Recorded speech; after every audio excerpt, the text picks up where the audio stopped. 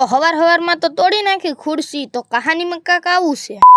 તો હવારમાં આપણે આવી ગયા હતા દુકાને, ખાલી હું ને પપ્પા જ આવ્યા છે, કેમ કે ભદો છે ને કબૂતરનો ખડ્ડો હરખો કરે છે. તમે છે ને ભદાનો બ્લોગ જોઈ લેજો. પછી તો પપ્પા મને એકલો મૂકીને ગાડીમાં હવા પુરાવા વહી ગયા, ખાલી હું એકલો જ છું. પછી તો હું કરવા માંડ્યો ટેબલ ઉપર સાફ સફાઈ, કેમ કે થોડો ઘડ ઘૂસો લાગતો હતો ને એટલા માટે. પછી તો પપ્પા વહી આવ્યા હતા, મને લાગતી હતી ભૂખ, એટલે મેં ઉપાડવા ગયો ખારી. પછી તો મેં ઉપાડી લીધી ખારી. પછી તો આપણે ખાવા મળ્યા ખારી, બહુ મસ્તીની ખારી લાગતી હતી. પછી તો છે ને ભદો ભાઈ અહીંયા વયો છે, ઈ તો ખાલી આમણોમાં આવ્યો છે. પછી પાછો વયો જા ઘરે ઈ કબૂતરનો ખડો હરખો કરવા. તમે ખાલી મારા વાળ જો કેવા બાકી થઈ ગયા, આમ જો ટોપી પહેરીને છે ને ભૂંડાને ભારે થઈ ગયા છે. કાયમી ટોપી પહેરી રાખું ને એટલે જો કેવા લાગે, હાવ બેહી ગયા છે મિત્રો મારા વાળ. તો આપણે પાછી ટોપી પહેરી લેવી, કોઈને ખબર ન પડવી જોઈએ કે આપણા વાળ બગડી ગયા છે, એટલે ટોપી પહેરી લીધી. પાછળથી ને મારે બહુ મોટી ફૂંકી થાય એમ છે. તો તમને મારો મિની બ્લોગ કેવો લાગ્યો? ગમ્યો હોય તો લાઈક કરતા જજો. ચલો બાય.